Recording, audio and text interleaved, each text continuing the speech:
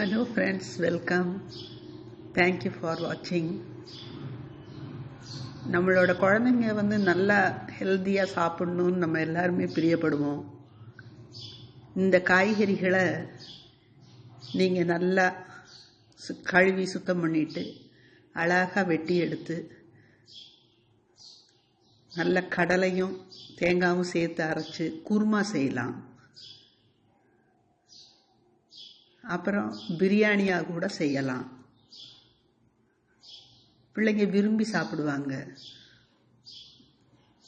நல்ல சதுர சப்பாத்தி செஞ்சு அல்லது வட்டமான சப்பாத்தி செஞ்சு பிள்ளைங்க இந்த குருமா தொட்டு சாப்பிட்ற மாதிரி பழக்கலாம். அந்த சப்பாத்திக்கு நல்ல ஜாம் வச்சு நல்ல ரோல்ஸ் மாதிரி நல்ல தடவி ரோல்ஸ் மாதிரி செஞ்சு அதையும் கொடுக்கலாம். பிள்ளைங்க ரொம்ப விருப்பமாக சாப்பிடுவாங்க. நீங்கள் ட்ரை பண்ணி பாருங்களேன். Okay, thank you.